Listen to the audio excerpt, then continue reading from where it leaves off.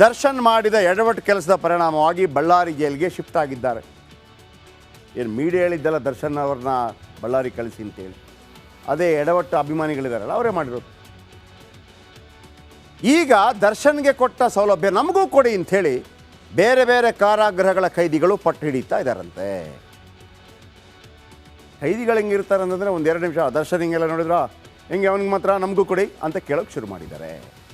ಬನ್ನಿ ಅದರ ಬಗ್ಗೆ ಒಂದು ರಿಪೋರ್ಟ್.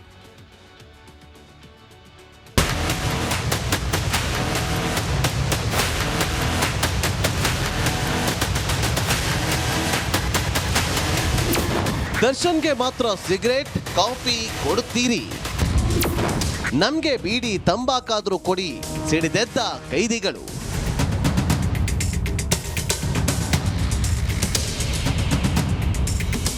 ದರ್ಶನ್ ಮಾಡಿದ ಐನಾತಿ ಕೆಲಸದ ಸುದ್ದಿ ಬೇರೆ ಬೇರೆ ಜೈಲಿಗೂ ಹಬ್ಬಿ ಕೈದಿಗಳು ಸಿಡಿದೆದ್ದಿದ್ದಾರೆ. ಕಾಟೇರ ಸಿಗರೇಟ್ ಸೇದಿದ ಫೋಟೋ ವೈರಲ್ ಆದ ಬೆನ್ನಲ್ಲೇ ತಮಗೂ ಬೀಡಿ ಸಿಗರೇಟ್ ಹಾಗೂ ತಂಬಾಕು ನೀಡುವಂತೆ ನಗರದ ಹಿಂಡಲಗ ಕಾರಾಗೃಹದಲ್ಲಿ ಕೈದಿಗಳು ಪ್ರತಿಭಟನೆ ನಡೆಸಿದರು. ನಟ ದರ್ಶನ್ನ ಸ್ನೇಹಿತ ಪ್ರದೋಷ್ನನ್ನ ಬೆಳಗಾವಿ ಜಿಲ್ಲೆಯ ಹಿಂಡಲಗ ಜೈಲಿಗೆ ಶಿಫ್ಟ್ ಮಾಡಲಾಗಿದೆ. ಈ ಜೈಲಿನಲ್ಲಿ ಬೀಡಿ ಸಿಗರೇಟ್ ತಂಬಾಕು ಗುಟ್ಕಾಗೆ ನಿಷೇಧವಿದೆ. ಇದರಿಂದ ಕೈದಿಗಳು ಕೆರಳಿದ್ದಾರೆ. ನಟ ದರ್ಶನ್ಗೆ ಪರಪ್ಪನ ಅಗ್ರಹಾರ ಜೈಲಿನಲ್ಲಿ ಸಿಗರೇಟ್ ಸೇದಲು ಅವಕಾಶ ನೀಡಿದ್ದೀರಿ, ನಮಗೂ ಬೀಡಿ ಸಿಗರೇಟ್ ಮತ್ತು ತಂಬಾಕು ನೀಡಿ ಅಂತ ಆಗ್ರಹಿಸಿದ್ರು. ನಾವು ಹಣ ಕೊಟ್ಟು ಮನೆಯವರಿಂದ ಗುಟ್ಕಾ ಸಿಗರೇಟ್ ಬೀಡಿ ತರಿಸಿಕೊಳ್ತೀವಿ, ಇದನ್ನು ನಿಯಂತ್ರಣ ಮಾಡೋದು ಬೇಡ, ನಮ್ಮ ಚಟಗಳನ್ನ ನಾವು ಬಿಟ್ಟಿರೋದಕ್ಕೆ ಸಾಧ್ಯವಿಲ್ಲ ಅಂದಿದ್ದಾರೆ ಎನ್ನಲಾಗಿದೆ. ಅಷ್ಟೇ ಅಲ್ಲ, ಬೇಡಿಕೆಯನ್ನ ಈಡೇರಿಸುವವರೆಗೂ ಉಪಹಾರ ಸೇವಿಸೋದಿಲ್ಲ ಅಂತ ಪಟ್ಟು ಹಿಡಿದಿದ್ದಾರಂತೆ. ಕೈದಿಗಳ ಬೇಡಿಕೆಯಿಂದ ಅಧಿಕಾರಿಗಳು ಕಂಗಾಲಾಗಿದ್ದಾರಂತೆ. ಕೊನೆಗೂ ಸಾರಥಿಗೆ ಸರ್ಜಿಕಲ್ ಚೇರ್ ಭಾಗ್ಯ. ನಟ ದರ್ಶನ್ಗೆ ಆರೋಗ್ಯ ಸಮಸ್ಯೆ ಇದೆ, ಆದ್ದರಿಂದ ಸರ್ಜಿಕಲ್ ಚೇರ್ ಕೊಡುವಂತೆ ಮನವಿ ಮಾಡಿದ್ರು. ವೈದ್ಯಕೀಯ ವರದಿಯನ್ನ ಆಧರಿಸಿ ಡಿಎಜಿ ಕುರ್ಚಿಯನ್ನ ನೀಡಿದ್ದಾರೆ. Bureau report, republic Kannada. Surgical chair ಅಂದರೆ ತುಂಬ ತಲೆ ಕೆಡಿಸ್ಕೋಬೇಡಿ. ಈಗ ಟಾಯ್ಲೆಟ್ಗೆ ಹೋಗೋದಕ್ಕೆ ಒಂದು ವ್ಯವಸ್ಥೆ ಅಷ್ಟೇ, ಅದು ವೆರಿ ಸಿಂಪಲ್, ಕಷ್ಟವಾಗದ ರೀತಿಯಲ್ಲಿ. ಯಾಕಂದರೆ ಅಜಾನುಭಾವ ಇರ್ತಾರೆ. ಅದನ್ನೆಲ್ಲ ಕೊಡಬಾರ್ದಂತೆ ಏನಿಲ್ಲ, ಕೊಡಬೇಕು ಅದನ್ನೆಲ್ಲ. ಇಲ್ಲಿ ಏನಪ್ಪ ಅಂತಂದರೆ ಜೈಲು ಒಳಗಡೆ ಇರೋದು, ಅದು ಇವರು ಮಾಡಿದರೆ ಅವರು ಮಾಡಿದ್ರೆ ಪ್ರಶ್ನೆ ಅಲ್ಲ. ಯಾರ್ದೋ ಒಬ್ಬರು ಪ್ರಮುಖರು ಬಂದಾಗ ಆ ವಿಚಾರಗಳು ಚರ್ಚೆ ಆಗುತ್ತೆ. ಜೈಲೊಳಗೆ ಹೋಗೋದು ಯಾಕೆ? ಪಾಪಕ್ಕೆ ಪ್ರಾಯಶ್ಚಿತ, ತನ್ನ ತಪ್ಪಿನ ಅರಿವಾಗಿ ಸರಿಯಾಗಿ ಬರಲಿ ಅಂತೇಳಿ. ತಪ್ಪಿನ ಅರಿವಾಗೋದಕ್ಕೆಲ್ಲ ಅವಕಾಶನೇ ಇಲ್ಲ. ಅದನ್ನು ಹೆಂಗೆ ಬಿಡೋಕ್ಕಾಗತ್ತೆ? ಬಿಡೋದಿಲ್ಲ, ಬಿಡಬಾರ್ದು. ನಾವೇನು ಮಾಡೋಕ್ಕಾಗತ್ತೆ ಅಂದರೆ, ಕೆಲವು ರಾಜಕಾರಣಿಗಳು ಕೇಳ್ತಾರಲ್ಲ ಪೊಲೀಸ್ ಅಧಿಕಾರಿ, ಏನು ಮಾಡೋಕ್ಕಾಗತ್ತೆ ನಾವು ಅಂತ. ಬಿಟ್ಬಿಡಿ, ಜನ ರೆಡಿ ಇದ್ದಾರೆ, ರೆಡಿ ಆಗ್ತಾರೆ. ಸಮಾಜವನ್ನು ತಿದ್ದೋದು ಕೇವಲ ಪೊಲೀಸ್ ಅಧಿಕಾರಿಗಳು, ಕಾರ್ಯಾಂಗ, ಶಾಸಕಾಂಗ ಕೆಲಸ ಅಲ್ಲ, ಜನಸಾಮಾನ್ಯರ ಕೆಲಸ ಕೂಡ ಇದೆ. ಇದು ನಮ್ಮ ಸಮಾಜ, ನಾವೇ ತಿದ್ಕೋಬೇಕು. ಇದು ನಮ್ಮ ದೇಶ. ಸರಿ ಇಲ್ಲ ಅಂತಂದರೆ ಸರಿ ಮಾಡಬೇಕು. ಅವರಿಗೆ ಮಾಡೋದಕ್ಕೆ ಅವಕಾಶ ಕೊಟ್ಟಿದ್ದೀವಿ, ಅವ್ರು ಮಾಡಿಲ್ಲ ಅಂತಂದರೆ ಅವ್ರನ್ನ ಕೆಳಗಿಳಿಸಿ ನಾವು ಮತ್ತೆ ರೆಡಿ ಮಾಡಬೇಕು. ಈಗ 107 kg ಇದ್ರಂತೆ, 15 kg ಕಡಿಮೆ ಆಗಿರೋದು ನಿಜ ದರ್ಶನ್. ಆದರೆ ದರ್ಶನ್ ವಿಚಾರಕ್ಕೆ ಸಂಬಂಧಪಟ್ಟಾಗೆ ನನ್ನ ಪ್ರಕಾರ ಇದು ಒಳ್ಳೆ ಬೆಳವಣಿಗೆ. 107 kg ಆಲ್ರೆಡಿ ಇದ್ದರು ಅವರು, ಸ್ವಲ್ಪ ತಿನ್ನೋದು ಮತ್ತೊಂದೆಲ್ಲ ಜಾಸ್ತಿ ಆದ ಕಾರಣಕ್ಕಾಗಿ 92 kg ಬಂದಿದ್ದಾರಂತೆ. ನೋಡಿ, ಅವ್ರದ್ದು ಈ ಭಾಗದಲ್ಲೆಲ್ಲ ಫುಲ್ ಇಳಿದೋಗ್ಬಿಟ್ಟಿದೆ. ಒಬ್ಬ ನಟನಿಗೆ ಅದು ಭಾಳ ಒಳ್ಳೆಯದು. ಆದರೆ ಎಕ್ಸಸೈಸ್ ಮಾಡೋಕ್ಕಾಗ್ತಿಲ್ಲ, ಅದು ಅವಕಾಶ ಇಲ್ಲ. ಪರಪ್ಪನ ಅಗ್ರಹಾರ ಜೈಲಲ್ಲಿ 2 ತಿಂಗಳಿದ್ದರು ದರ್ಶನ್. ಬರೋಬ್ಬರಿ 15 kg ತೂಕ ಕಳ್ಕೊಂಡಿದ್ದಾರೆ ದರ್ಶನ್. ಬಳ್ಳಾರಿಗೆ ಶಿಫ್ಟ್ ಮಾಡುವ ಮುನ್ನ ಆರೋಗ್ಯ ತಪಾಸಣೆ ಮಾಡಿದರು. ದೇಹಸ್ಥಿತಿ ಆರೋಗ್ಯವನ್ನು ಪರಿಶೀಲನೆ ಮಾಡ್ತಾರೆ ವೈದ್ಯರು. ಜೈಲಿಗೆ ಬರುವಾಗ 107 kg ಇದ್ದ ಚಾಲೆಂಜಿಂಗ್ ಸ್ಟಾರ್ ಈ ಕ್ರಾಂತಿ ಸಿನಿಮಾ ಟೈಮಲ್ಲೂ ವಿಪರೀತ ದಪ್ಪಾಗಿದ್ದರು.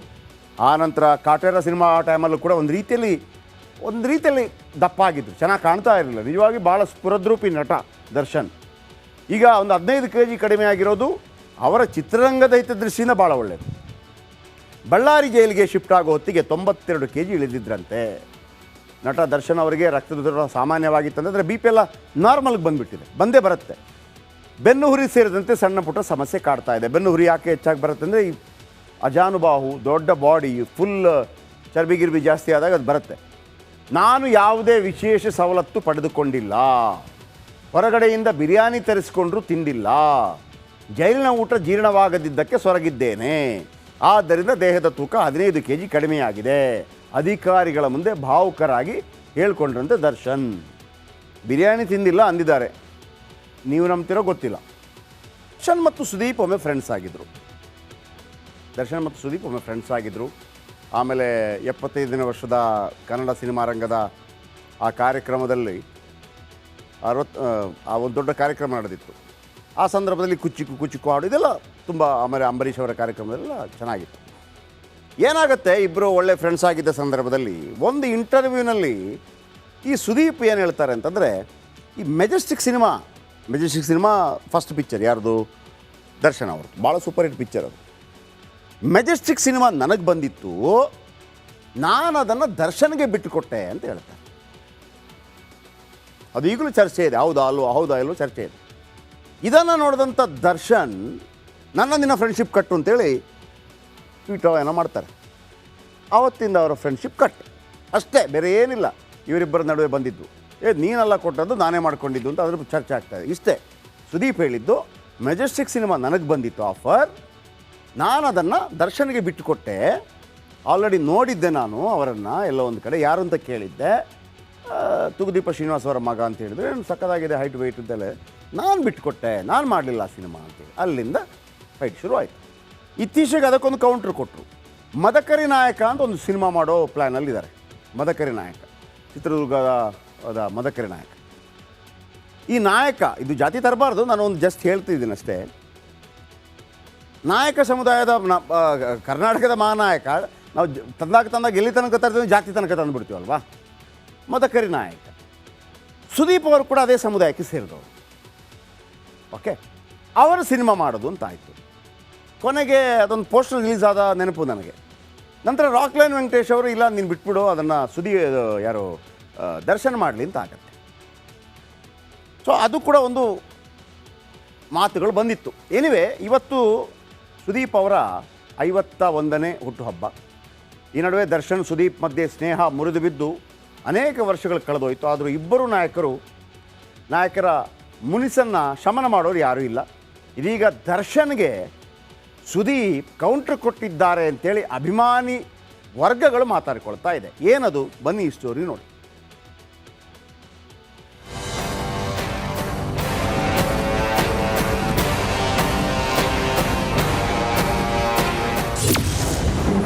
ಹೋದಲ್ಲೆಲ್ಲ ತಲೆ ಎತ್ತಿಕೊಂಡು ಓಡಾಡ್ತೀನಿ. ದರ್ಶನ್ಗೆ ಕೌಂಟರ್ ಕೊಟ್ರ ಕಿಚ್ಚ ಸುದೀಪ್.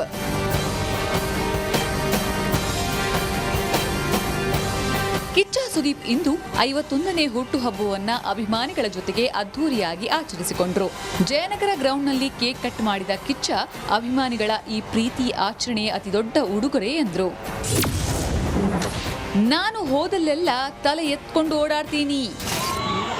ನಾವು ಹೋದಲ್ಲೆಲ್ಲ ತಲೆ ಎತ್ಕೊಂಡು ಓಡಾಡಕ್ಕಾಗುತ್ತೆ ಅಂದ್ರೆ ಇವರೇ ಕಾರಣ.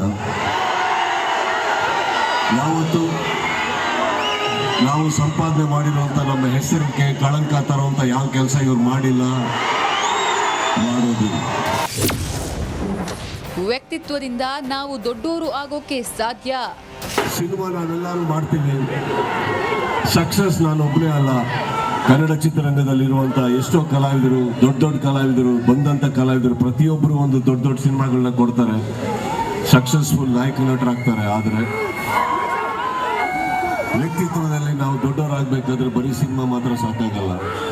ಹುಟ್ಟುಹಬ್ಬಕ್ಕೂ ಮುನ್ನವೇ ಕಿಚ್ಚ ಸುದೀಪ್ ದಿಢೀರ್ ಸುದ್ದಿಗೋಷ್ಠಿ ನಡೆಸಿ ಅಭಿಮಾನಿಗಳಿಗೆ ಸಂದೇಶ ಕೊಟ್ಟಿದ್ರು. ನಾನು ದರ್ಶನ್ರಿಂದ ದೂರವಾಗಿದ್ದೇನೆ, ಸೂರ್ಯ ಚಂದ್ರ ಒಟ್ಟಿಗೆ ಬರಲು ಸಾಧ್ಯವಿಲ್ಲ ಅನ್ನೋ ಮಾತನ್ನ ಮಾತನಾಡಿದ್ರು. ಇದೀಗ ಬರ್ತ್ಡೇ ದಿನ ಪರೋಕ್ಷವಾಗಿ ದರ್ಶನ್ಗೆ ಕೌಂಟರ್ ಕೊಟ್ರ ಎಂಬ ಅನುಮಾನ ಹುಟ್ಟಿಕೊಂಡಿದೆ. Bureau report, republic Kannada.